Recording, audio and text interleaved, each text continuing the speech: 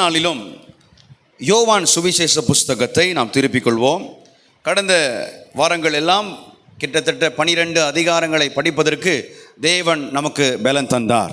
அவருக்கு மகிமை உண்டாவதாக. கரங்களை உயர்த்தி தேவனை நாம் மகிமைப்படுத்துவோம். உமக்கு மகிமை உண்டாவதாக ஆண்டவரே. 12 அதிகாரங்களை தாண்ட செய்த தேவன் இந்த 13ஆம் அதிகாரத்தில் சிலவற்றை கர்த்தர் நம்மோடு கூட இடைப்படுகிறார், பேசுகிறார்.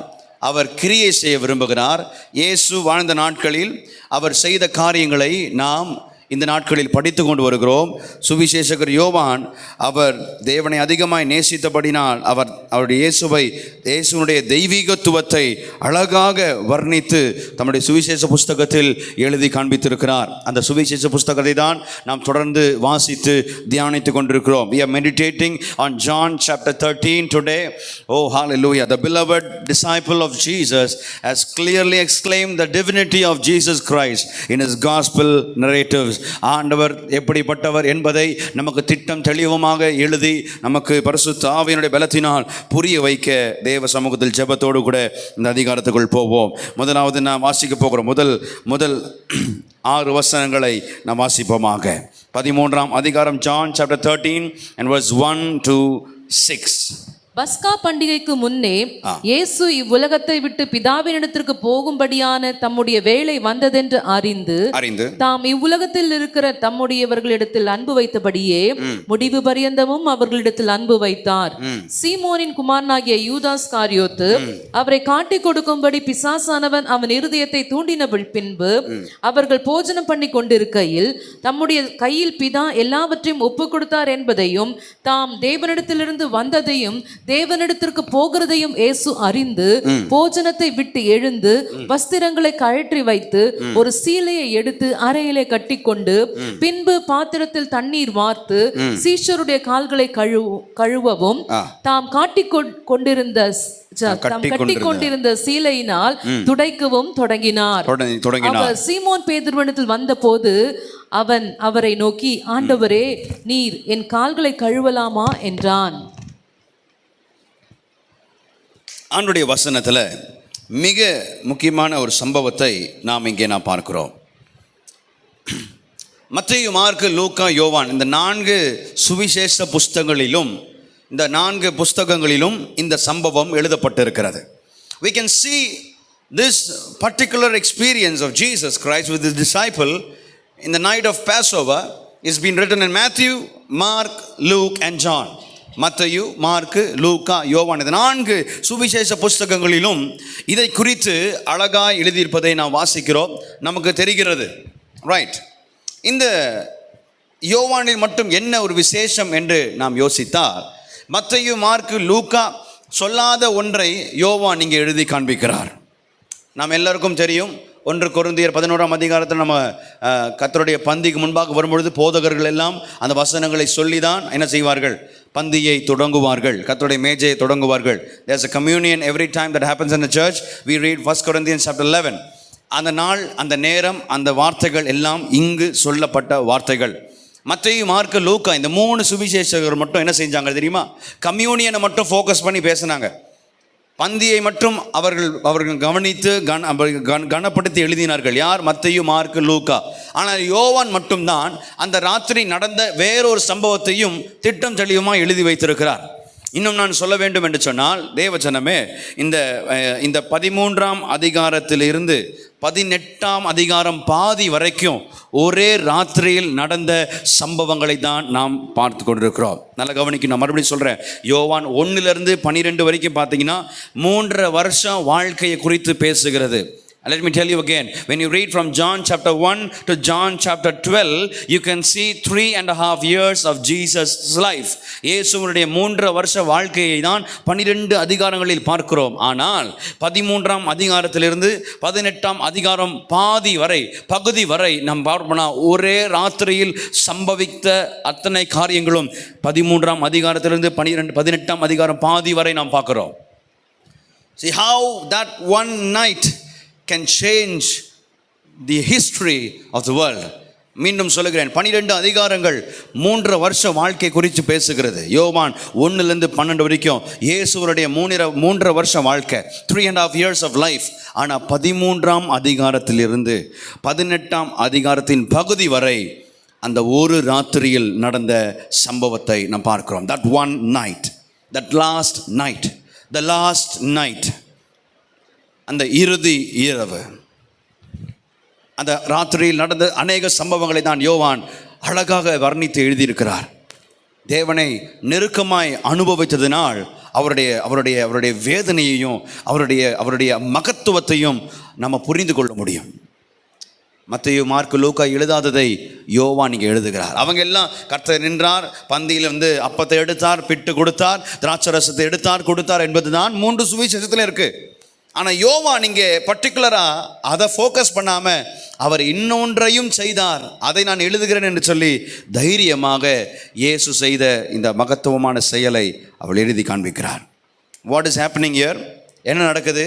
இயேசு சீடர்களின் கால்களை கழுவுகிறார். அருமையான ஒரு பாடல் கூட இருக்கு. சீடரின் கால்களை கழுவினவர் செந்நீரால் என்னுள்ளம் கழுவிடுமே. அருமையான ஒரு பாடல். இந்த மாதிரி பாடல்கள் எல்லாம் எங்கேருந்து வருகிறது? வேதத்திலிருந்து வருகிறது. இந்த பகுதியிலிருந்து நாம் பார்க்கிறோம். Jesus washing the feet of disciples. இங்கே வானத்தையும் பூமியும் படைத்த சகல அதிகாரமுள்ள ஆண்டவர் ஒரு காரியத்தை செய்கிறார். Let me tell you, Jesus, the fully powerful God, fully God, fully human, he has all powers and authority. அவருக்கு எல்லா அதிகாரம் உண்டு, எல்லா வல்லமை உண்டு. ஆனாலும் அவர் சீடர்களின் கால்களை கழுவுகிறார்.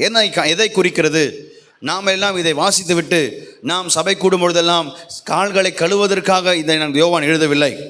இந்த சம்பவம் எதை காண்பிக்கிறது சொன்னால், இயேசு எவ்வளவு மகத்துவமான வல்லமை உள்ளவராக இருந்தாலும் அந்த ராத்திரியில் அவர் தாழ்மையின் ரூபத்தை எடுத்து ஒரு விஷயத்தை சீடர்களுக்கு கற்றுக் கொடுக்கிறார். Jesus wanted to teach the disciples about the importance of humility in ministry. ஊழியத்தில் பல சாதனைகளை நாம் சாதிக்கலாம், ஊழியத்தில் பல உயரங்களுக்கு நாம் போகலாம், ஊழியத்தில் அல்லது வாழ்க்கையில் பல உயர்வுகளை அடைந்தாலும் அந்த நேரங்களில் இயேசு கற்றுக் கொடுக்க வேண்டிய ஒரு காரியம் ஒன்று உண்டு. அது என்னன்னா தாழ்மை. சீஷர்களுக்கு தாழ்மையை கற்றுக் கொடுக்க விரும்பினார். இந்த இடத்துல அழகாக நம்ம வாசிக்கிறோம். அந்த 13ஆம் வசனத்தில் நீங்கள் முதல் வசனத்தை வாசிக்கலாமா? வசனம் வாயாலா போ. முதல் வசனம். பஸ்கா பண்டிகைக்கு முன்னே இயேசு இவ்வுலகத்தை விட்டு பிதாவினிடத்திற்கு போகும்படியான தம்முடைய வேளை வந்ததென்று அறிந்து. தம்முடைய வேளை வந்தது, the hour has come. நிறைய இடத்துல நீங்க பார்ப்போம், என் நேரம் இன்னும் வரவில்லை, என் நேரம் இன்னும் வரவில்லை, என் நேரம் இன்னும் வரவில்லை என்று சொல்லி இந்த இந்த இந்த 6 முறை நாம் பார்க்கிறோம், என் நேரம் இன்னும் வரவில்லை. இங்கே பார்த்தீங்கன்னா அவர் சொல்றார், அவருடைய நேரம் வந்துவிட்டது. அவருடைய நேரம், அவர் மரிக்க வேண்டிய அவர் வந்ததுக்கான நோக்கத்தின் நேரம் வந்துவிட்டது. The purpose of Jesus coming down to earth, that hour has come. That hour has come where the God who came onto the earth to die for the sins of man, மனிதனுடைய பாவங்களுக்காக மரிப்பதற்காகவே இந்த உலகத்தில் அவதாரம் எடுத்து வந்த இயேசு கிறிஸ்து மரிப்பதற்கு முன்பாக கர்த்தர் சொல்கிறார், அந்த நேரம் வந்துவிட்டது. That hour has come. அடுத்த அந்த 2ஆம் வசனத்தை வாசிச்சோம் என்று சொன்னார், சீமோனின் குமாரனாகிய யூதாஸ் காரியோத்தி அவரை காட்டிக் கொடுக்கும்படி பிசாசானவன் அவன் இருதயத்தை தூண்டின பின்பு அவர்கள் போஜனம் பண்ணி கொண்டிருக்கையில் நம்முடைய கையில் பிதா எல்லாவற்றையும் ஒப்பு கொடுத்தார் என்பதையும், நம்முடைய கையில் பிதா எல்லாவற்றையும் ஒப்பு கொடுத்தார் என்பதையும், தாம் தேவனிடத்தில் வந்ததையும் தேவனிடத்திற்கு போகிறதையும் இயேசு அறிந்து. தேவ ஜனமே, இயேசு இங்க பண்றது ஒரு அருமையான செயல் பாருங்க, நல்ல கவனிங்க. அவர் கையில் எல்லா அதிகாரமும் கொடுக்கப்பட்டிருக்கிறது அவர் தெரியுது. இயேசு இப்போ நல்ல கவனிங்க, இயேசு இப்போ எல்லா அதிகாரத்தையும் உடையவராக இருக்கிறார். என்ன நடக்குது, என்ன நடக்க போகுது, என்ன சம்பவித்துக் கொண்டிருக்கிறது என்றது எல்லாம் அறிந்திருக்கிறார். ஒருவேளை அந்த பவர் நமக்கு கிடைச்சா என்ன செய்வோம்? Just think for yourself. If you had the power and authority that Jesus had today, that day, if you had that power today, what will we do? we will do something great and extraordinary. ஏதோ பெரிய காரியத்தை செய்து முடிப்போம். ஆனால் நல்ல கவனிங்க, என் இயேசு என்ன செய்தார் தெரியுமா? இந்த பூமியில் யாருக்கும் கொடுக்க முடியாத அதிகாரத்தையும் வல்லமையையும் உயர்வையும் அதிகாரத்தையும் பவரையும் கர்த்தர் கொடுத்த போது அவர் செய்த காரியம், அவர் கால்களை கழுவினார். யாரும் செய்ய முடியாத ஒன்று, யாரும் செய்வதற்கு நினையாத ஒன்று, அதிகாரம் உள்ளவர்கள் செய்யாத ஒன்றை அதிகாரம் உள்ளவர் இங்கே செய்து காண்பிக்கிறார். என்ன நடக்குது தெரியுமா? தெய்வீகத்துவம் இங்கே மனிதத்துவத்திற்கு கால்களை கழுவுகிறத நான் பார்க்கிறோம். Divinity is serving the humanity. தேவன் இங்கே மனிதர்களுக்கு ஊழியம் செய்து கொண்டிருக்கிறார். The divine God serving the human people. இங்கே ஆண்டவர் செய்கிறது, இங்கே இந்த இந்த இந்த இந்த இந்த கழுவுதல், இந்த கால்களை கழுவுதல், இது யார் செய்வாங்கன்னா, ஒன்று கட்டப்பட்டிருக்கிற வேலைக்காரர்கள், அடிமைகள் செய்யக்கூடியது. அடுத்தது என்ன சொல்கிறேன்னா, பாண்ட் சர்வன்ட்ஸ். அப்படின்னா என் கிட்டேருந்து இப்போது யார்கிட்ட இருந்தோ நான் காசு வாங்கியிருக்கிறேன், கடனாக வாங்கியிருக்கிறேன், ஆனால் என்னால் அந்த கடனை திருப்பி கொடுக்க முடியலை. அப்படின்னா நான் என்ன செய்வேன்னா, என்னையே நான் அடிமையாக விட்டுக்கொள்வேன். என்னுடைய அடிமையில் விட்டு கொடுக்கும்போது என்னுடைய சம்பளத்தில் எப்போ அந்த கடன் தீருதோ அது வரைக்கும் அவங்களுக்கு நான் அடிமை. அப்போ அப்படிப்பட்ட கட்டப்பட்ட கடன்பட்ட அடிமைகள் செய்யக்கூடிய வேலைகள் இந்த கால்களை கழுவுதல். இல்லைனா புறஜாதியிலிருந்து கொண்டு வரப்பட்ட வேலையாட்கள் செய்கிற காரியம். இது ரெண்டும் இவர்கள் தான் செய்வார்கள். ஆனால் இங்கே அந்த அந்த போஜனத்தை நடத்துகிற in charge of the supper, Jesus Christ was the in charge for that supper, last supper. நமக்கு நல்லா சொன்னாங்க, லாஸ்ட் சப்பர்ன்றது நல்ல பெரிய ஃப்ரேஸ் தான், எல்லாருக்குமே தெரிஞ்ச ஃப்ரேஸ் தான். இயேசு அநேகரை அழைக்கிறார். அவர் என்ன செய்கிறார்? அவர் செய்யவே கூடாத ஒன்று அவர் செய்து காண்பிக்கிறார். நான் சொல்லட்டுமா, இயேசுவானவர் எப்படிப்பட்டவர்னா, யாரும் செய்யாததை நமக்காக செய்யும் ஒரு தேவன் என் இயேசு. யாரும் செய்யாததை நமக்காக செய்து காண்பிக்கும் ஒரு தேவன் இயேசு. நல்ல கவனிங்க, இங்கே ஆண்டவர் காண்பிக்கிற ஒரு விஷயத்தை நாம் வாசித்து கொண்டிருக்கோம். இப்போ 2-3 வசனங்களாக வாசிச்சுட்டு இருக்கோம். என்ன நடக்குதுன்னா, லிசன் கேர்ஃபுல்லி. மற்றவர்களுக்கு சேவை செய்வது நம்மை தாழ்வுபடுத்தாது. நான் மறுபடியும் சொல்ல விரும்புகிறேன். Let me repeat it once again.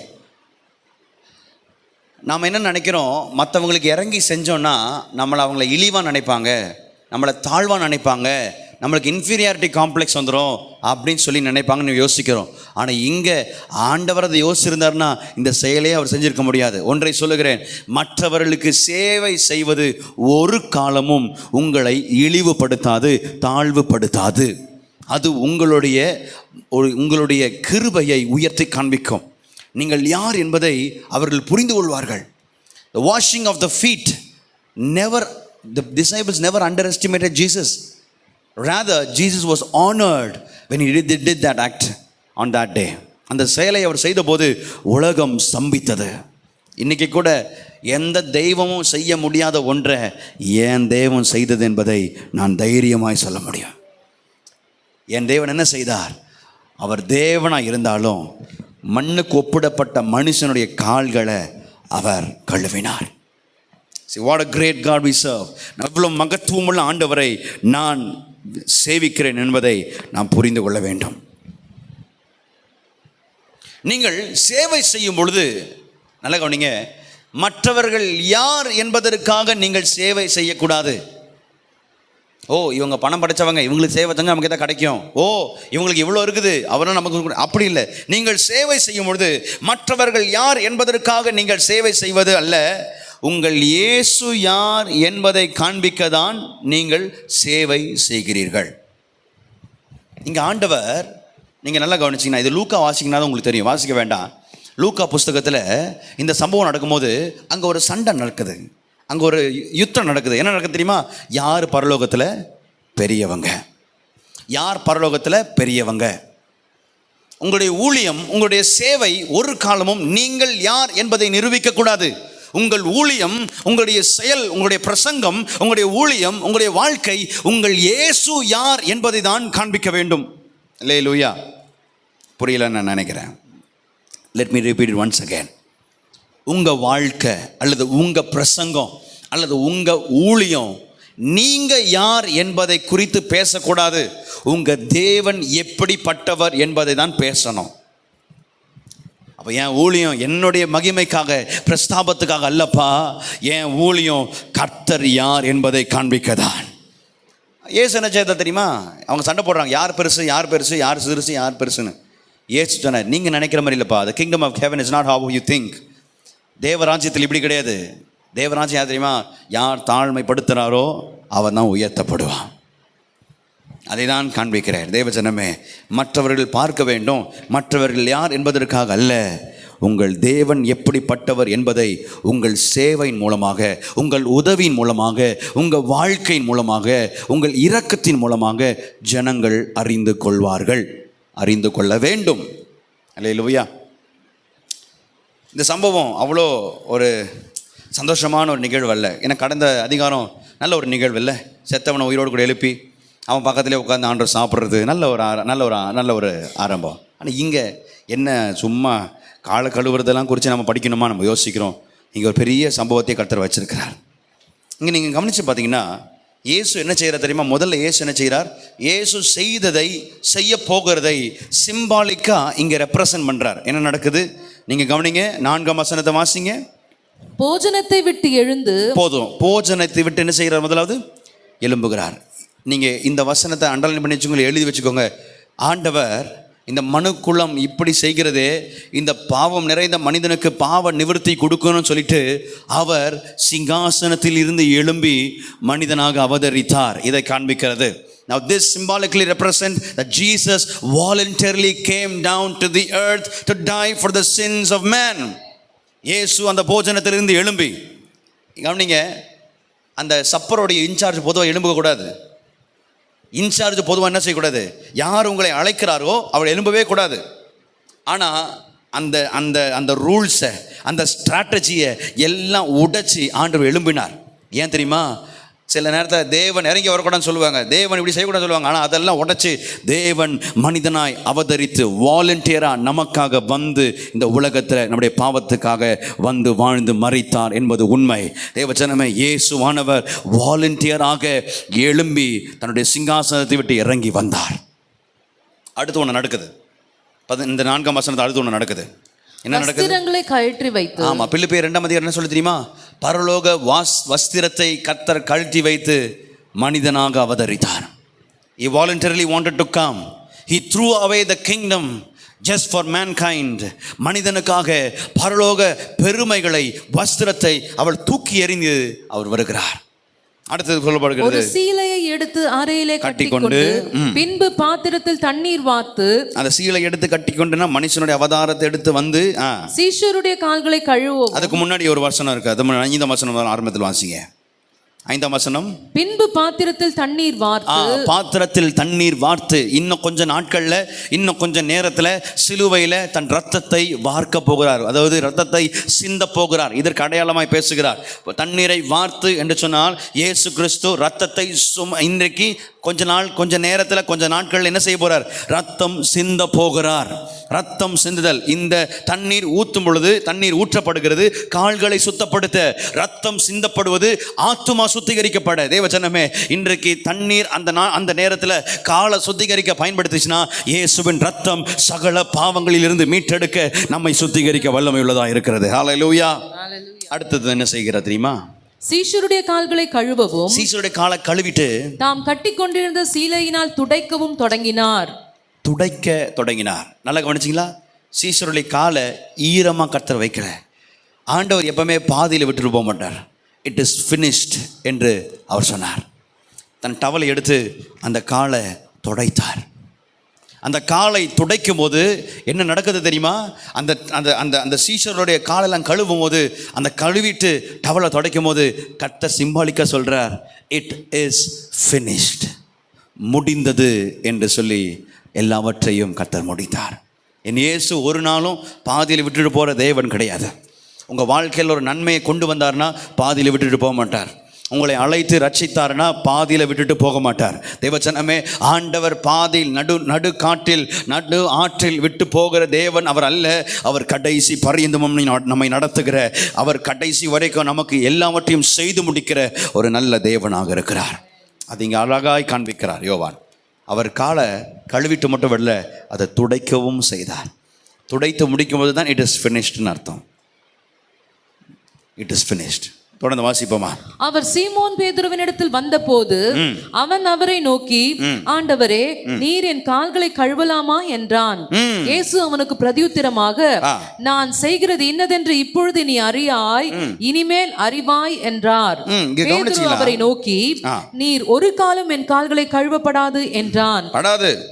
இயேசு அவனுக்கு பிரதியுத்தரமாக, நான் உன்னை கழுவாவிட்டால் என்னிடத்தில் உனக்கு பங்கில்லை என்றார். அப்ப அவன் சொன்னான், என்ன இன்னும் தலையையும் கையையும் எல்லாத்தையும் போட்டு நான் குளிச்சறேன் ஆண்டவரேன்னு சொல்லி அவன் சொல்றான். அதற்கு சீமோன் பேதுரு, ஆண்டவரே, என் கால்களை மாத்திரமல்ல என் கைகளையும் என் தலையையும் கூட கழுவ வேண்டும் என்றான். போதும், இதுக்கு பிறகு நாங்கள் இதுக்கு வருவோம். நல்லா கவனிச்சீங்கன்னா, இயேசு காலை கழுவினது தாழ்மையை குறித்தது என்று சொல்லி வாசிச்சாலும் இன்னொன்னு சொல்ல மறந்துட்ட பாருங்க. இயேசு யூதாஸ்காரியத்துடைய காலையும் கழுவினார். See, your ministry is based on how you treat people who mistreated you. நம்மை அவமானப்படுத்தினவர்களை நாம் எப்படி கனப்படுத்துகிறோம் என்று அர்த்தம். அல்லது நம்மை கனவீனப்படுத்தினவர்களுக்கு நாம் என்ன செய்கிறோம் என்பதில் உங்கள் ஊழியம் இருக்கிறது. Jesus washed the feet of Judas Iscariot. யூதாஸ் இஸ்காரியோத் அந்த கம்யூனியன் முடிகிற வரைக்கும் இருக்கிறாப்புல. சண்டே நிறைய பேர் கம்யூனியனுக்காக வருவாங்க, அவங்க இருந்துட்டு போயிடுவாங்க, கடைசி வரைக்கும் இருப்பாங்க கம்யூனியன் ஆராதனையில் கடைசியில். அந்த மாதிரி யூதாஸும் கடைசி வரைக்கும் இருந்துட்டு தான் போனார், இடையிலலாம் போல. அப்போ எனக்கு ஒன்று தோணுது, இயேசு யாருடைய காலையும் கழுவி இருக்கிறார்? யூதாஸ் காரியத்துடைய காலையும் கழுவி இருக்கிறார்.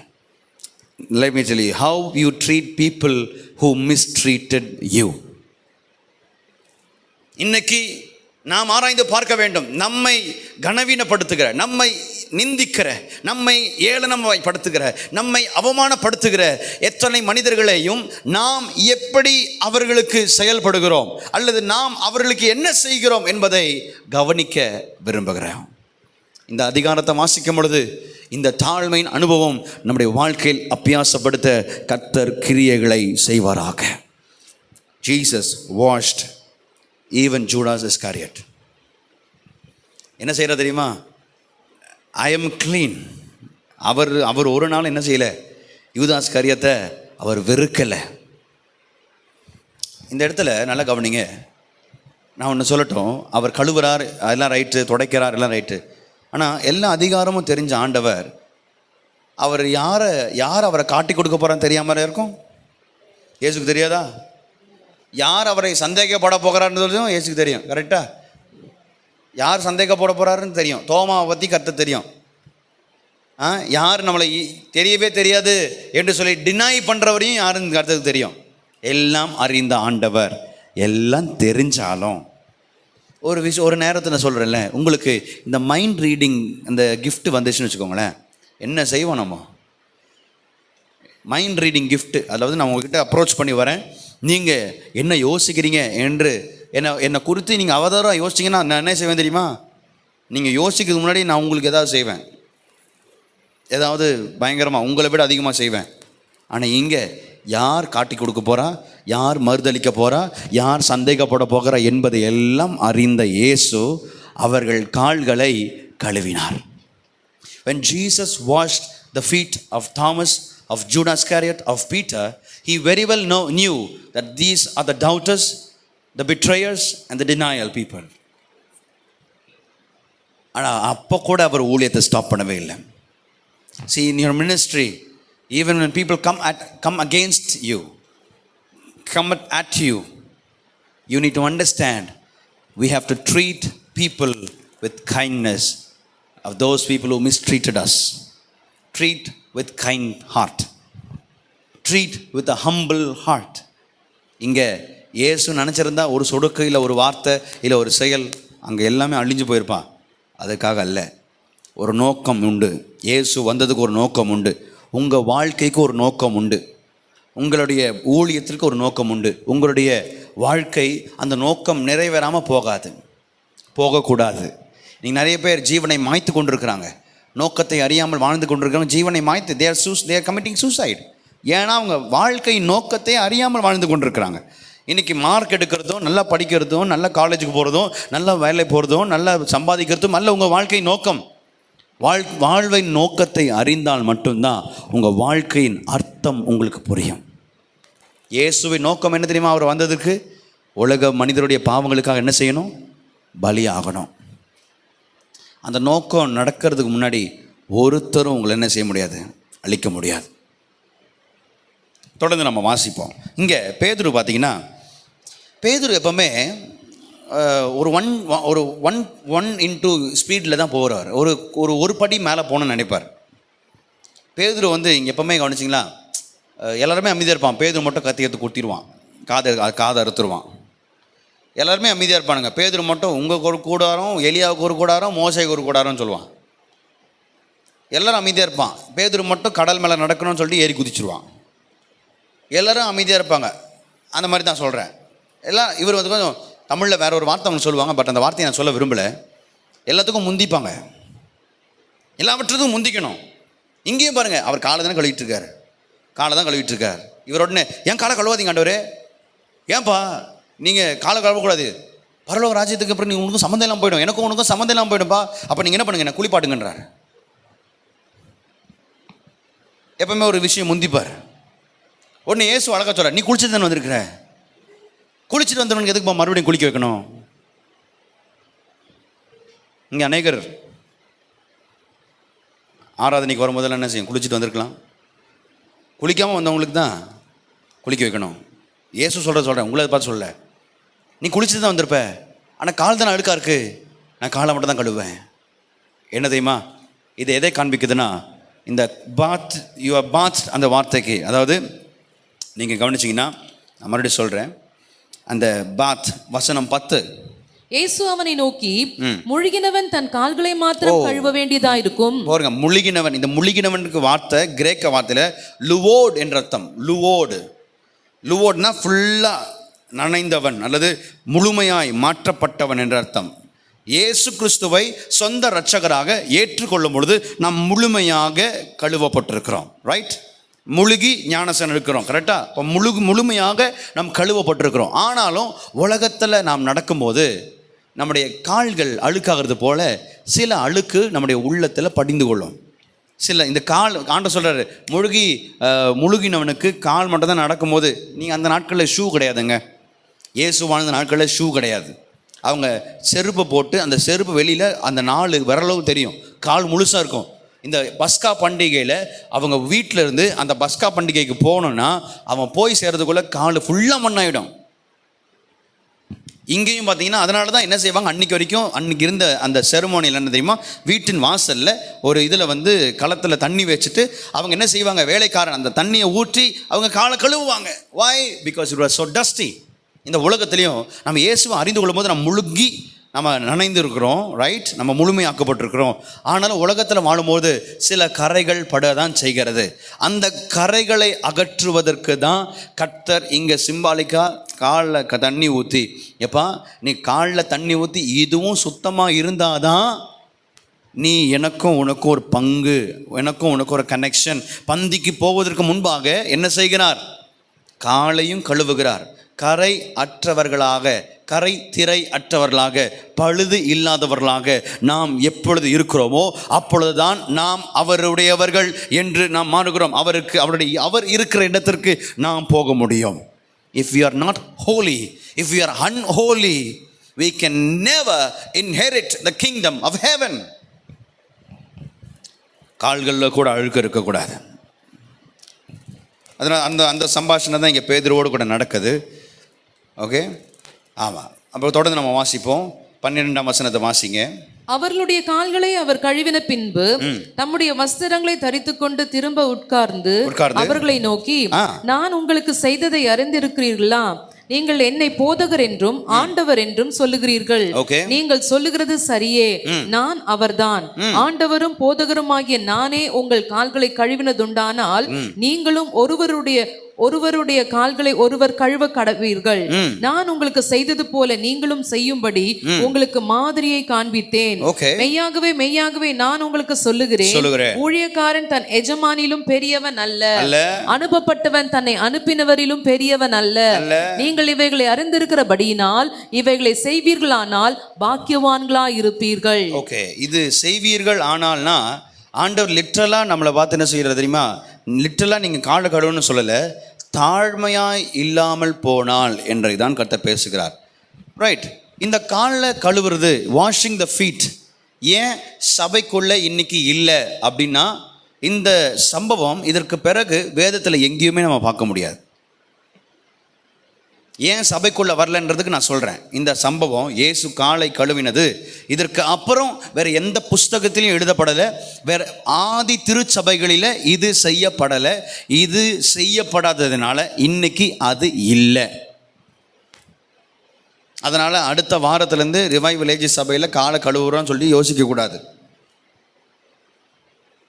ஆண்டவருக்கு தெரியும் எது சபைக்குள்ளே கொண்டு போகணும், எது சபைக்குள்ளே கொண்டு போகக்கூடாது என்பதை கர்த்தர் அறிந்திருக்கிறார். கர்த்தருடைய பந்தி இன்னைக்கு வரைக்கும் இருக்குது. அதே நேரத்தில் நடந்த கர்த்தருடைய பந்தி இருக்குது. ஆனால் காலை கழுவுதல் இன்றைக்கும் என்ன இல்லை, எந்த நிருபத்திலும் இல்லை, எந்த திருச்சபை ஆதி திருச்சபையில் அந்த சபையினுடைய ஒழுங்குகளில் இல்லை. அதனால தான் இன்றைக்கி அது சபையின் ஒழுங்குகளுக்குள்ளே எப்படி ஒரு பாடல் ஆராதனை பிரசங்கம் எல்லாம் வருதோ அந்த ஆராதனை ஒழுங்கில் இந்த காலை கழுவுதல் இல்லை. ஆனால் இன்றைக்கும் நம்முடைய சகோதரர்கள் அதை செய்கிறார்கள். தங்களுடைய ஆலயங்களுக்கு போகும்பொழுது, நம்முடைய சகோதரர்கள் தங்களுடைய ஆலயங்களுக்கு போகும்பொழுது ஆலயத்தின் வெளியே அவர்கள் இதை செய்துவிட்டு தான் அவருடைய ஆலயங்களுக்கு போகிறார்கள். ஆனால் நாம் அப்படி அல்ல, நாம் இதை செய்வது இல்லை. இயேசு என்ன சொல்கிறார்? அப்போ இயேசு சொன்னதை நம்ம செய்யலைன்னா நம்ம கர்த்தருடைய அப்படி கிடையாது. இயேசு இங்கே என்ன சொல்கிறாருன்னா, ஒருவருக்கு ஒருவர் ஊழியம் செய்யுங்கள், ஊழியம் செய்யும் பொழுது அதை தாழ்மையாய் செய்யுங்கள் என்பதை கர்த்தர் சொல்லுகிறார். இங்கே நீங்கள் கவனிச்சிங்களா? இதை யார் செய்கிறானோ அவன் தான் பாக்கியவான். இதை கேட்குறவன் அல்ல, இதை பற்றி பேசுகிறவன் அல்ல, தாழ்மையாக ஊழியம் செய்கிறவர்கள் தான் பாக்கியவான்கள். அல்லேலூயா. அப்போ நாம் கர்த்தருடைய வசனத்தை கேட்கிறது அல்ல, கர்த்தருடைய வார்த்தையை பேசுவது அல்ல, அதை கேட்டுவிட்டு அதன்படி செய்ய. ஞாயிற்றுக்கிழமை ஆராதனையில் வந்து பிரசங்கத்தை கேட்கறது அல்ல, கேட்டுட்டு அதன்படி செய்வதற்கு பிரயாசம் எடுக்கிறவர்கள் பாக்கியவான்கள். அல்லேலூயா. தொடர்ந்து நாம 18ஆம் வசனத்தை வாசிப்போம். உங்கள் எல்லாரையும் குறித்து நான் பேசவில்லை, நான் தெரிந்து கொண்டவர்களை அறிவேன். ஆகிலும் வேத வாக்கியம் நிறைவேறத்தக்கதாக என்னுடனே அப்பம் புசிக்கிறவன் என்மேல் தன் குதிகாலை தூக்கினான். இதெல்லாம் என்னன்னா சங்கீதத்திலிருந்து சொல்றார் ஆண்டவர். சங்கீதத்திலிருந்து வசனங்களை சொல்றார். சங்கீதம் 41 நினைக்கிறேன், சாம்ஸ் 41 அதை ரிப்பீட் பண்றார் ஸ்கிரிப்சர்ல. ஆண்டவருக்கு வசனம் தெரியும். இந்த வசனத்தை வாசிக்கும் போது எனக்கு ஒன்று தெரியுது, ஆண்டவருக்கு என்ன தெரியும்? வசனம் தேறினவரா, வசனத்தில் தேறினவரா இருந்தார். God, Jesus Christ knew the scriptures. Jesus Christ knew what is happening. என்ன நடக்குதுன்னு அவருக்கு தெரியும். வேத வாக்கியம் அவருக்கு தெரியும். இன்னும் கொஞ்ச நேரத்தில் யார் காட்டி கொடுக்க போறானோ அவருக்கு தெரியும். He knew everything. He is all knowing God. He is all knowing. நீங்கள் என்ன செய்கிறீங்க, என்ன செய்து கொண்டிருக்கிறீங்க, என்ன செய்ய போகிறீங்க, எல்லாவற்றையும் அறிந்த ஆண்டவர். அறிந்தாலும் is giving time. Now this is not a parable. இது வந்து ஒரு ஓமை அல்ல, இது ஒரு ஓமை அல்ல. நல்ல கவனிங்க, இந்த சுவிசேஷ புஸ்தகத்தில் 4 இடத்துல ஆண்டவர் பிரசங்கம் அல்லது டிஸ்கோர்ஸ் என்று சொல்வார்கள். டிஸ்கோர்ஸ் என்றால் ஜனங்களை உட்கார வைத்து அவர் பிரசங்கிக்கிறார். எழுப்பி நின்று அவர் என்ன செய்கிறார்? பிரசங்கிக்கிறார். 4 பிரசங்கம், ரைட்டா? அதில் முதல் பிரசங்கம் வேணும்னு எழுதிக்கோங்க. முதல் பிரசங்கம் மலை பிரசங்கம் என்று சொல்லுவார்கள். பார்த்துருக்கீங்களா? மத்தேயுல இருக்கும் 5, 6, 7 மலை பிரசங்கம். அதான் முதல் பிரசங்கம். அதாவது ஆண்டவர் ஜனங்களிடத்தில் பேசினது, சம்பாஷித்தது, அதாவது தேவன் பிரசங்கம் பண்ணினார். 2வது கிங்டம் டிஸ்கோர்ஸ், தேவ ராஜ்யம் எப்படிப்பட்டது என்பதை குறித்து பிரசங்கம் செய்திருப்பார். தேவ ராஜ்யம் எப்படிப்பட்டது என்பதை பிரசங்கம் செய்திருப்பார். 3வது ஒலிவ மலை பிரசங்கம், த ஒலிவெட் டிஸ்கோர்ஸ் என்று சொல்வார்கள். ஒலிவு மலையிலிருந்து ஜனங்களுக்கு அவர் பிரசங்கம் செய்கிறார். டிரான்ஸ்ஃபர்மேஷன், டிரான்ஸ்ஃபிகரேஷன் எல்லாம் அங்கே நடக்குது. கடைசியாக இந்த பஸ்காவில் கடைசியாக உட்கார்ந்து லாஸ்ட் சப்பர் டிஸ்கோர்ஸ், இதை தமிழ் எப்படி சொல்லுவீங்க? இறுதி உணவா? Last supper, the discourse of at the last supper, தன்னுடைய இறுதி பஸ்கா. This is the last Passover. இப்போ நல்லா தெரிஞ்சுக்கோங்க, இயேசு இதுக்கு முன்னாடி 2 பஸ்காவை அவர் ஆசரிச்சிருக்கிறார். 2 பாஸ் ஓவர்ஸ். இதுதான் 3rd பாஸ் ஓவர், இதுதான் final Passover. The final Passover the Jesus celebrated with his disciples. இங்கே அந்த மற்ற இடத்துலலாம் பொதுவாய் பேசினவர் இங்கே சீஷர்களுக்கு மட்டும் ஸ்பெசிஃபிக்காக அவங்களுக்கு கூட பேசுகிறார். தொடர்ந்து வாசிக்கலாம். 19 அது நடக்கும்போது நானே அவர் என்று நீங்கள் விசுவாசிக்கும் பொருட்டு இப்பொழுது அது நடப்பதற்கு முன்னமே அதை உங்களுக்கு சொல்லுகிறேன். நான் அனுப்புகிறவனை ஏற்றுக்கொள்ளுகிறவன் என்னை ஏற்றுக்கொள்ளுகிறான், என்னை ஏற்றுக்கொள்ளுகிறவன் என்னை அனுப்பினவரை ஏற்றுக்கொள்ளுகிறான் என்று மெய்யாகவே உங்களுக்கு சொல்லுகிறேன் என்றார். இயேசு இவைகளை சொன்ன பின்பு ஆவியிலே கலங்கி, டொரோசோ கிரேக்க வார்த்தை டொரோசோ, ஆவியில் என்ன ஆனாரு? கலங்கி. அவர் 100% தேவன் தாங்க.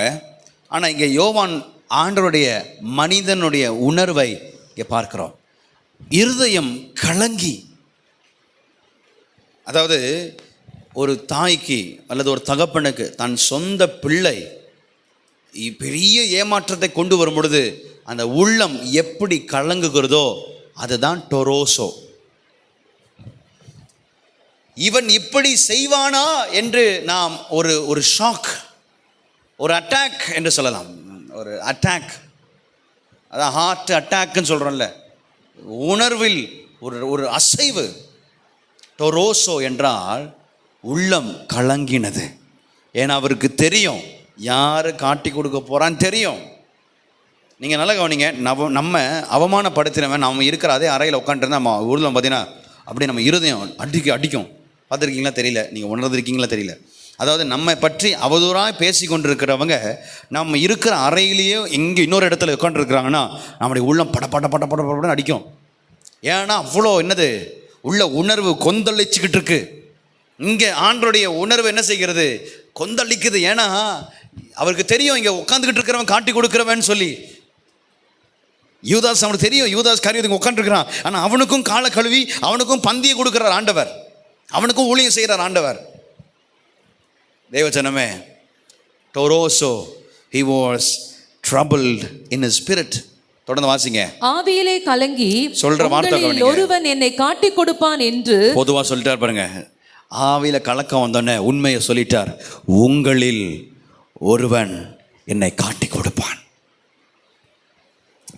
22ஆம் வசனம். சீஷருங்க ஒருத்தர் பார்க்குறாங்க. அப்பொழுது யாரை குறித்து பேசுகிறாரோ என்று சீஷர்கள் ஐயப்பட்டு ஒருவரை ஒருவர் நோக்கி பார்த்தார்கள்.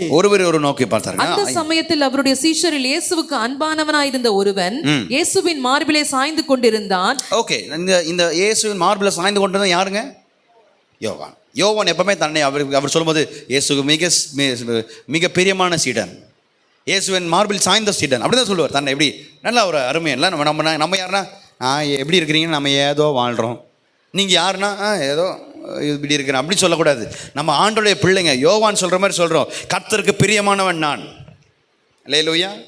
நீங்கள் யாருன்னா கர்த்தருக்கு பிரியமானவன். எவ்வளோ ஒரு நம்பிக்கை பாருங்கள் அவர் மேலே, அவர் எக்ஸ்பிளைன் பண்ணும்போது. இங்கே ஏன் இவர் இயேசுவின் மார்பில் சாய்ந்திருக்கிறார்? நல்லா கவனிங்க, நான் உங்களுக்கு ஒரு முக்கியமான விஷயம் சொல்லணும். லியோனார்டோ டி வின்சி இவர் வரைஞ்ச பெயிண்டிங் தான் லாஸ்ட் சப்பர் பெயிண்டிங் இன்னைக்கு வரைக்கும் உலகம் நம்பிக்கிட்டு இருக்கு. லியோனார்டோ டி வின்சி, அதாவது ஒரே டேபிளில் 12 பேர் நிற்பாங்க, 12 பேர் உட்காந்துருப்பாங்க ஒரே டேபிள். நீங்கள் இன்றைக்கும் அவர் வரைஞ்ச வரைபடம் தான் இன்றைக்கி உலகம் நம்பிக்கிட்டு இருக்கு. ஆனால் லாஸ்ட் சப்பர் இந்த பஸ்கா பண்டிகையில் அந்த மேஜைக்கு முன்னாடி அப்படி கிடையாது. அந்த மேஜை எப்படி இருந்ததுன்னா அது ஒரு ட்ரைலிக்கம் என்று சொல்லுவாங்க. அப்படின்னா ஒரு டேபிள் இப்படி இருக்கும், ஒரு டேபிள் இப்படி இருக்கும், ஒரு டேபிள் இப்படி இருக்கும். அதாவது ஒரு ஹாரிசான்டல், அப்புறம் ஒரு வெர்டிக்கல், 2 ஹாரிசான்டல் டேபிள் அப்படி இருக்கும். அப்போ உட்காரும் பொழுது இப்போ தமிழில் பா எப்படி போடுறீங்களோ அந்த மாதிரி தான் உட்கார முடியும். பா போடுறப்போ தமிழில் பார்த்துருக்கீங்களா? பா போடுவீங்களே, பா எழுத்து எப்படி எழுதுவீங்களோ அதே மாதிரி தான் அந்த டேபிள் இருக்குது. அந்த பா எழுத்தினுடைய மைய பகுதியில் தான் இயேசு உட்கார்ந்துருக்கிறார். ஏன்னா he was inviting people. நல்ல கவனிங்க, அவர் என்ன செய்கிறார்னா அவர் அழைத்து இருக்கிறார். கவனிங்க போதும், அவர் அழைத்து இருக்கிறார். இந்த இந்த இந்த இந்த பஸ்கா பண்டிகையை பற்றி நான் பேசுகிறேன். இதை நீங்கள் கடைசி வரைக்கும் மறக்கக்கூடாது. மிக மிக முக்கியமான ஒரு விஷயத்தை நான் சொல்லிக்கிட்டு இருக்கிறேன். இன்றைக்கி நீங்கள் அந்த வரைபடத்தை நம்பிக்கிட்டு இருக்கக்கூடாது. அது மனுஷன் ஏதோ ஏளனப்படுத்துகிறதுக்காக செஞ்ச செயல். ரைட், கவனிங்க. அந்த அந்த டேபிள் பெரிய டேபிள், அப்படியே ராஜாக்கள் காலத்தில் இருந்த டேபிள் கிடையாது. ஆண்டவர் இங்கே சீசருடைய கால்களை கழுவும் பொழுது அந்த ராத்திரியில் இருந்தவற்றை நான் சொல்லுகிறேன். கவனிங்க. ஓகே, ஒரு vertical table, 2 horizontal table. I am teaching you theological subject, please understand. இயேசு சென்டரில் உட்காந்துக்கிட்டு இருக்கிறார். பா எழுத்து மாதிரி அந்த டேபிள் இருக்குது. பா எழுத்து, தமிழில் பா எழுத்து சென்டரில் இயேசு உட்காந்துருக்கிறார். அந்த டேபிளுக்கு ஒரு ரூல்ஸ் இருக்குது. அந்த டேபிளுக்கு ஒரு ரூல் இருக்குது. என்ன ரூல் தெரியுமா? ஒருத்தர் லெஃப்டில் சாய்ஞ்ச மாதிரி தான் உட்கார முடியும். லெஃப்டில் சாய்ந்த மாதிரி தான் உட்கார முடியும். புரிஞ்சுக்கோங்க. லெஃப்ட் பக்கம், ரைட், புரியுதா? லெஃப்ட், உங்கள் லெஃப்ட் எதுங்க? உங்கள் இடது பக்கம் இல்லை, இடது பக்கம் சாய்ஞ்ச மாதிரி தான் உட்கார முடியும் அந்த டேபிளில். ஏன்னா வலது கையில் என்ன பண்ணணும்? ஆமாம், ரைட், புரிஞ்சுச்சிங்களா? வலது கையில் சாப்பிடணும்னா அந்த டேபிளில் உட்காந்துருக்கும் போது இடது பக்கம் சாயணும். அப்போ இயேசுக்கு இந்த பக்கம் யார் இருக்கா தெரியுமா? யோவான். ஏன்னா அவர் என்ன செஞ்சுட்டு இருக்கிறார்? இயேசுடைய மார்பில் சாய்ந்து கொண்டு இருக்கிறார்.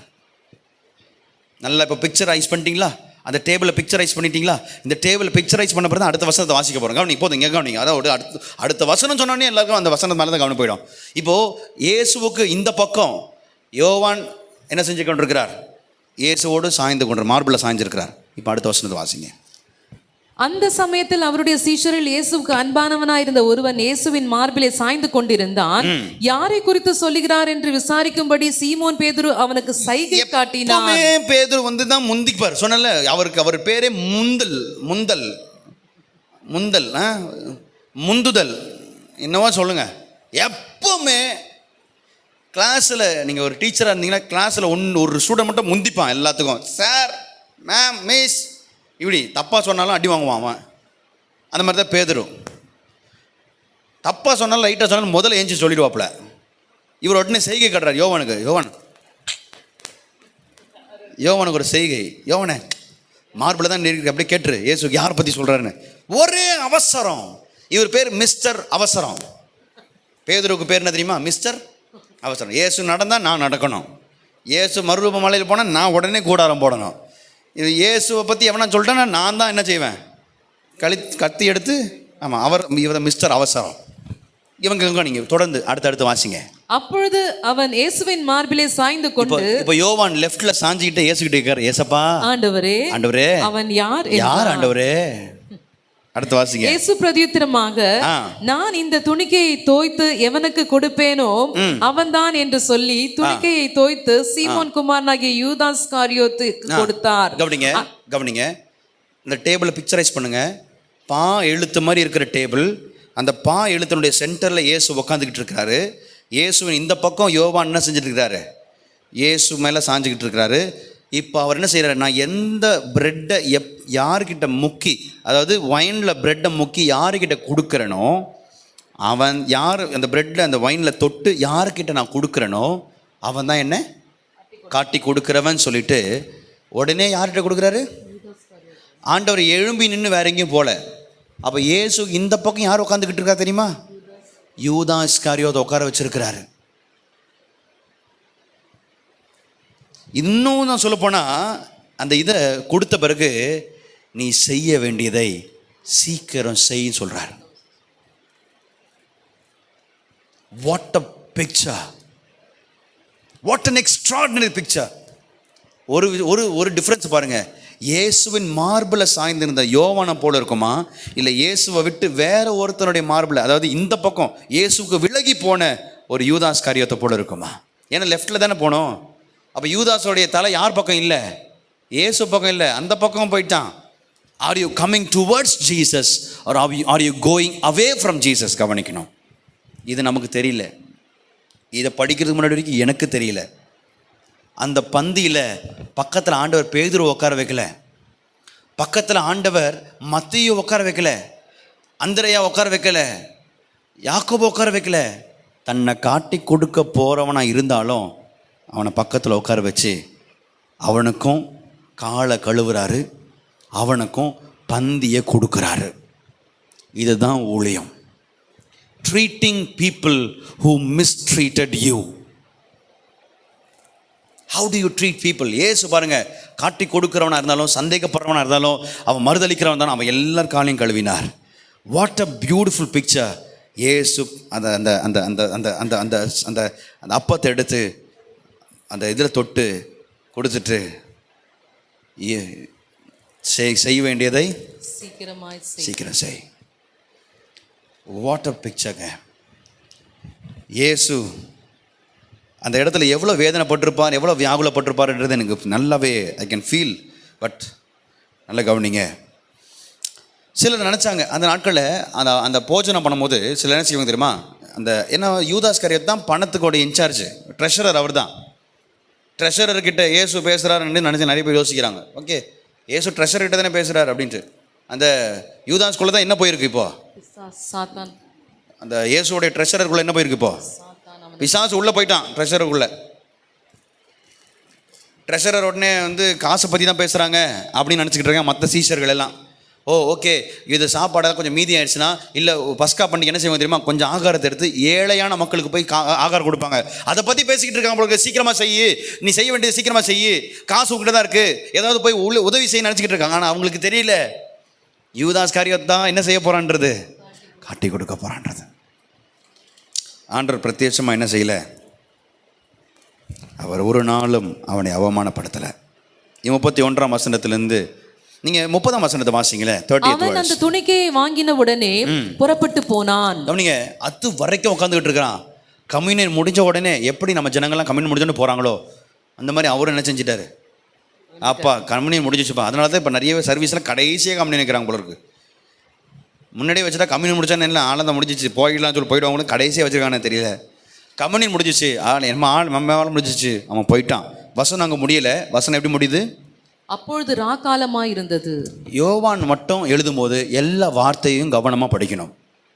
இட் வாஸ் நைட் அப்படின்னா யூதாஸ் அங்கே எங்கே போகிறான் தெரியுமா, எதுக்குள்ளே போகிறான் தெரியுமா, அவன் இருட்டுக்கு நேராக போகிறான். எல்லாம் அங்கே உட்காந்துக்கிட்டு இருக்கிறாங்க, இவன் மட்டும் எழும்பி இருட்டுக்குள்ளே போகிறான். இன்னைக்கு கர்த்தரோடு கூட இல்லாதவர்கள், நெருக்கமாக இல்லாதவர்கள் எதற்குள்ளே போகிறாங்கன்னா இருளுக்குள்ளே போகிறார்கள். இட் வாஸ் நைட் அப்படின்னா இருட்டு, டார்க்னஸ் என்ற அர்த்தம். 31ஆம் வசனத்திலிருந்து 35ஆம் வசனம் வரைக்கும் கர்த்தர் ஒரு புது விதமான கற்பனையை கொடுக்கிறார். பழைய கற்பனை தான், ஆனால் நியூ ஸ்டாண்டர்ட்ஸ். ஒரு இடத்துல ஆண்டவர் சொல்கிறார்ல, என்ன சொல்கிறாரு, ஒருத்தனை உண்மையாக ஒருத்தனை நீங்கள் விபச்சாரம் செய்யணும்னு அவசியம் இல்லை, அவனை இச்சையோடு பார்த்தாலே அது, ஏன்னா அது புது கற்பனை கிடையாது, அது பழைய கற்பனையுடைய புது ஸ்டாண்டர்ட். ஒருத்தனை பற்றி நீங்கள் முட்டாள், அறிவில் அப்படி இப்படின்னு ஏதாவது திட்டினீங்கனாலும் கொலை செய்கிறதுக்கு ஈக்குவல்ட்டார். New standards. இப்போ இங்கே கரெக்டாக சொல்கிறார் நியூ ஸ்டாண்டர்ட். என்ன வாசிக்கலாமா? 31, 32, 33, 34, 5. அவன் புறப்பட்டு போன பின்பு இயேசு, இப்பொழுது மனுஷகுமாரன் மகிமைப்படுகிறார், தேவனும் அவரில் மகிமைப்படுகிறார். தேவன் அவரில் மகிமைப்பட்டிருந்தால் தேவன் அவரை தம்மில் மகிமைப்படுத்துவார், சீக்கிரமாய் அவரை மகிமைப்படுத்துவார். பிள்ளைகளே, இன்னும் கொஞ்ச காலம் நான் உங்களுடனே கூட இருப்பேன். நீங்கள் என்னை தேடுவீர்கள், ஆனாலும் நான் போகிற இடத்துக்கு நீங்கள் வரக்கூடாது என்று நான் யூதரோட சொன்னது போல இப்பொழுதும் உங்களோடும் சொல்லுகிறேன். நீங்கள் ஒருவரில் ஒருவர் அன்பாயிருங்கள், நான் உங்களில் அன்பாயிருந்தது போல நீங்களும் ஒருவரில் ஒருவர் அன்பாயிருங்கள். முதலாக ஆண்டவர் சொல்றார், நான் உங்களை அன்பு கூறுறது போல நீங்க ஒருவருக்கு ஒருவர் அன்பாயிருங்கள். என்னங்க பெரிய வித்தியாசம், என்னங்க அன்புன்னு சொல்றது பெரிய வித்தியாசமா அப்படின்னு நீங்க சொல்லலாம். ஆனால் இங்க ஒரு கிரைட்டீரியா ஆண்டவர் வைக்கிறார். The love of God is unconditional. எல்லை அற்ற அன்பு. அதுக்கு ஒரு எல்லை இல்லை. நமக்கெல்லாம் அன்பு காண்பிக்கிற ஒரு 3 மாதம் 4 மாதம் 5 மாதம் ஒரு எல்லை வச்சுருவோம். சொந்தக்காரன் வீட்டுக்கு போனால் 4 நாள் சாப்பாடு போடணும், ஒரு அன்புக்கு எல்லை தான். ஆனால் இயேசுவின் அன்பு எல்லை அற்றது. அப்படின்னா இட் இஸ் அன்கண்டிஷனல். இன்னொன்று சொல்லட்டுமா, it is not only unconditional, அது எல்லை அற்றது மட்டும் அல்ல, எதிர்பார்ப்பு இல்லாமல் அன்பு செலுத்தல். என்ன கவனிங்கள, நீங்கள் அன்பு செலுத்துவேன்னு நினச்சதுனால தான் உங்களுக்கு ஆண்டவர் அன்பு செலுத்துறாரா? இல்லை, நாம் ஆண்டவர் நேசிக்கிறதுனால தான் ஆண்டவர் நேசிக்கிறாரா? பல நேரத்தில் நம்ம நேசிக்கிறதே இல்லை தெரியுமா? பல நேரத்தில் நம்ம ஆண்டவருக்கு நேசிக்கிறது, ஆண்டவர் கீழ்ப்படிதல், ஆண்டவருக்கு உண்மையாக இருக்கிறதல், ஆண்டவருக்கு ஊழியம், இதெல்லாம் ஆண்டவர் நேசிக்கிறது தான். பல நேரத்தில் நம்ம நேசிக்க மாட்டோமே, ஆனாலும் ஆண்டவர் நேசிக்கிறாரு. இதுதாங்க ஆண்டவருடைய அன்பு. நம்மை நேசிக்கிறவர்களை மட்டுமல்ல, நம்மை நேசிக்க கூடாதவர்களை கூட நேசிப்பது தான் கர்த்தருடைய அன்பு. அதை தான் இங்கே கொண்டு வரார். New standards for the old கவர்னன்ட் ஒரு கமாண்ட்மெண்ட். இதெல்லாம் சொல்லிட்டு 35ஆம் வசனம் சொல்றாரு, நீங்கள் ஒருவரில் ஒருவர் அன்புள்ளவர்களாய் இருந்தால் அதனால் நீங்கள் என்னுடைய சீஷர்கள் என்று எல்லாரும் அறிந்து கொள்வார்கள். உங்களுக்கு ஒன்று தெரியுமா, அவர்கள் எல்லாம் சீஷர்களாக இருந்தாங்க, சீஷர்கள் தான் கிறிஸ்தவர்களாய் மாறினார்கள். அப்போஸ்தலரால் நீங்கள் வாசிங்கன்னா தெரியும், முதல்ல சபைகளில் கிறிஸ்தவர்கள் கிடையாது, சீஷர்கள் இருந்தாங்க. புரிஞ்சுக்கணும், சீஷர்களாக இருந்தவர்களை தான் எல்லாரும் என்ன அழைச்சாங்க தெரியுமா, கிறிஸ்தவர்கள். ஏன்னா இவங்க எல்லாம் வாழ்றது ஆண்டவருக்காக, கிறிஸ்துவுக்காகனால கிறிஸ்து அவருக்குள்ள இருக்கிறார், கிறிஸ்தவர்களாய் மாறினாங்க. இன்னைக்கு நாம் என்ன செய்யறோம் தெரியுமா, கிறிஸ்தவர்கள் சீஷர்களாக மாறிட்டு இருக்கிறோம். ரிவர்ஸில் போயிட்டு இருக்கு. சீஷர்கள் கிறிஸ்தவர்களாய் மாறின நாட்கள் அங்க, இன்னைக்கு சபை கிறிஸ்தவர்கள் என்னவோ மாறிக்கிட்டு இருக்கிறோம். ஆண்டவர் இங்க சொல்றாரு, என் அன்பு உனக்குள்ள இருந்துச்சுன்னா நீ எனக்கு சீஷன். இதெல்லாம் சொல்லிட்ட பிறகு ஒருத்தர் வரார் சீனுக்கு, மிஸ்டர் அவசரம். பேதுரு அவரை நோக்கி, ஆமா, இவர் இல்லாம இயேசுடைய பிரசங்கம் நிறைவே ஆகாது. சீமோன் பேதுரு நுழையாம என்ன செய்யாது, ஆண்டவர் ஆமேன் போட வைக்கிறதுக்கு முன்னாடி நுழைஞ்சிக்கிட்டே இருப்பார். அப்பப்போ சொல்லுங்க, ஆண்டவரே நீர் எங்கே போகிறீர் என்றான். இவ்வளோ காலம் கூட இருப்பாங்க, இவ்வளோ காலம் பிரசங்கத்தை கேட்பாங்க. நீங்கள் கவனிச்சிருக்கீங்களா, ஒரு பெரிய பிரசங்கத்தை கேட்டுட்டு கடைசியில் அவங்ககிட்ட என்ன பிரசங்கம் பண்ணுங்க, என்ன பிரசங்கம் தெரியல, பஸ்ஸை கொஞ்சம் மறுபடியும் சொல்லுங்கள், இப்படி சொன்னால் எப்படி இருக்கும், நமக்கே வேதனை இருக்கும்ல. ஆனால் 1.5 மணி நேரம் பிரசங்கத்தை இப்படி சொல்லணும்னா 3.5 வருஷம் ஊழியங்க, 3.5 வருஷம் ஊழியத்தில் எல்லாத்தையும் சொல்லிட்டு கடைசியில் என்ன கேட்குறான் பாருங்க, ஆண்டவரே நீங்க எங்க போறீங்க? இயேசு அவனுக்கு பிரதியுத்தரமாக, நான் போகிற இடத்துக்கு இப்பொழுது நீ என் பின்னே வரக்கூடாது. இப்போ நீ உடனே வரமாட்டப்பா, பிற்பாடு என் பின்னே வருவாய் என்றார். நீ அதுக்கப்புறம் வருவ. இது தெரிஞ்சோ தெரியாமலே சொன்னாரு, எனக்கு தெரியலங்க. ஆனால் ஆண்டவர் தெரிஞ்சதை சொல்லியிருப்பாரு, நீ என் பின்னாடி வரமாட்ட, ஆனால் கொஞ்ச காலத்துக்கு அப்புறம் என் பின்னாடி வருவ. இயேசு சிலுவையில் அறையப்பட்டார், பேதுருவும் சிலுவையில் அறையப்பட்டார். அந்த விதமாய் தான் அறையப்படுகிறார். ஆனால் அவர் என்ன சொன்ன, நான் பாத்திரவன் இல்லை, என்னை தலைகீழ் என்ன பண்ணுங்க அறையுங்கன்னு சொல்லி தலைகீழ அறைந்தாங்க. ஆண்டவர் சொல்றது வேற யாருக்குமே சொல்லலை. அப்படி பேதுரு பார்த்து சொன்ன, நான் போவேன், இப்போ நீ உடனே வரமாட்டேன், ஆனால் நீ வருவ, நான் போகிற வழியாவே வருவேன். தொடர்ந்து வாசிங்க. பேதுரு அவரை நோக்கி, ஆண்டவரே நான் இப்பொழுது உமக்கு பின்னே ஏன் வரக்கூடாது ஆண்டவரே, உடனே உமக்காக என் ஜீவனையும் கொடுப்பேன். ஜீவனையே கொடுப்பேன். நல்லா போய் சொல்றான் பாருங்க. சிலர் சொல்ற, உலகத்தில் சிலர் சொல்ற பொய் மாதிரியே இருக்குது எனக்கு. அதுவும் முக்கியமாக வாலிபாய் சிலர் சொல்ற பொய் மாதிரியே இருக்கு எனக்கு. உமக்காக என் ஜீவனையே கொடுப்பேன். ஒன்னல கொஞ்சம் ஒரு 1 hour கழிச்சு, ஒரு 1-2 hours கழிச்சிட்ட பிறகு ஒரு பெண் வந்து கேட்பா, நீ இயேசு கூட இருந்தவனாச்சே அப்படின்னு. ஜீவனே கொடுப்பேன்னு சொன்னவன் உடனே, ஏன் இயேசுவா, என்ன ஸ்பெல்லிங் அது? சரி, என் ஃபோனை செக் பண்ண, கான்டாக்டில் கூட இல்லை, இன்ஸ்டாகிராம் ஃபாலோ கூட பண்ணல. இந்த நாட்களில் இருந்தால் சொல்லுவாங்கல்ல, யாருன்னே தெரியாதுங்க. அவர் எப்படி தெரியுமா இருக்கு, ஒரு கட்டத்தில் ஓசன்னா ஓசன்னா ஓசன்னான்னு கத்துனவன் இன்னொரு கட்டத்தில் சிலுவையில் அறை சிலுவையில் அறை சிலுவையில் அறை சொன்ன மாதிரி இருக்கு. ஓசன்னா ஓசன்னா சொல்லாமல் குரூசிஃபை சொன்ன மாதிரி ஜீவனை விடுவேன் சொன்னவன் இயேசு யாருன்னு தெரியாமல் சொல்கிறான். ஆனாலும் ஆண்டவருடைய அன்பு அவன் மேல் அதிகமாக இருந்தது. தொடர்ந்து வாசிங்க 38ஆம் வசனம். இயேசு அவனுக்கு பிரதியுத்தரமாக, எனக்காக உன் ஜீவனை கொடுப்பாயோ? எனக்காக ஜீவனை கொடுத்துருவே நீ?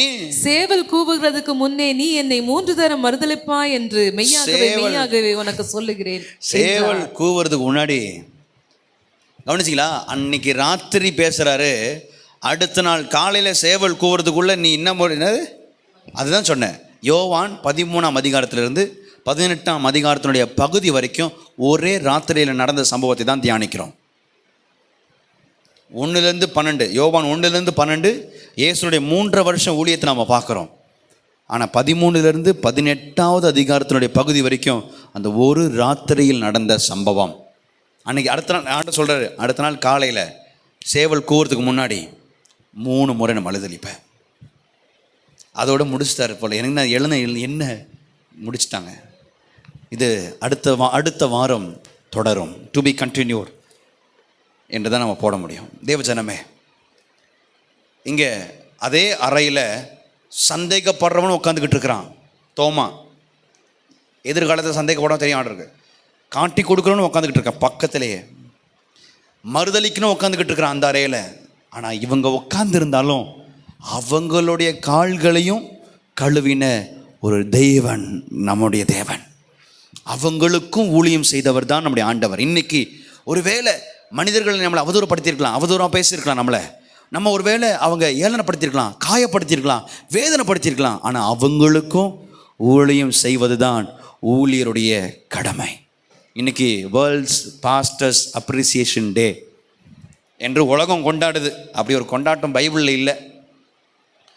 உலக அளவில் இருக்கிற போதகர்களுடைய பாராட்டு தினம் என்று சொல்லி உலகம் போராடுறாங்க, உலகம் கொண்டாடுறாங்க, போராடலை. ஆனால் இன்னைக்கு ஒரு ஊழியன் யார் என்று சொன்னால், அவனை கனவீனப்படுத்துகிறவனை கூட கனம் படுத்துகிறவன் தான் ஊழியன். See, who is a disciple? Who is a servant of God? He treats people with a humble heart to those people who mistreated him. இந்த கருத்தோடு கூட நம் கண்களை மூடி ஜெபிப்போம். வானத்தையும் பூமியும் படைத்த நல்ல ஆண்டவரே, இந்த 13ஆம் அதிகாரத்தை தியானம் செய்வதற்கு தேவன் கொடுத்த நல்ல வாய்ப்புக்காய் ஸ்தோத்திரம். வந்திருக்கிற எல்லா தேவ ஜனத்திற்காய் நன்றி சொல்லுகிறோம் ஆண்டவரே. இந்த நாட்களில் வேத பாடத்தை கர்த்தர் ஆசீர்வதித்து தருகிறீர். கடந்த நாட்களிலெல்லாம் 12 அதிகாரத்தை தியானித்தோம். இன்றைக்கு நீர் எல்லாம் வல்லமை உள்ள ஆண்டவர், சகல அதிகாரம் உள்ள ஆண்டவர் செய்த மகத்துவமான செயல் சீசர்களுடைய கால்களை கழுவினது. இன்றைக்கு நாங்கள் கூட எத்தனை உயரங்களுக்கு போனாலும், எவ்வளவு மேன்மைகள் அடைந்தாலும், தாழ்மையை மட்டும் நாங்கள் மறந்து விடாதபடிக்கு, நம்முடைய ராஜ்யம் தாழ்மை உள்ளவர்களுக்கு என்று சொல்லி நாங்கள் மறந்து விடாதபடிக்கு எங்களை ஒப்பு கொடுக்கிறோம் ஆண்டவரே. கர்த்தருடைய நாமத்தினால நாங்கள் பக்கமாய் சாய்ந்திருக்க, உம்மை விட்டு வேற எங்கும் போகாதபடிக்கு எங்களை முழுமையாய் தாழ்த்துக்கிறோம். கர்த்தர் ஆளுகை செய்யும். இயேசுவின் நாமத்தில் ஒப்பு கொடுக்கிறோம் நல்ல தகப்பனே.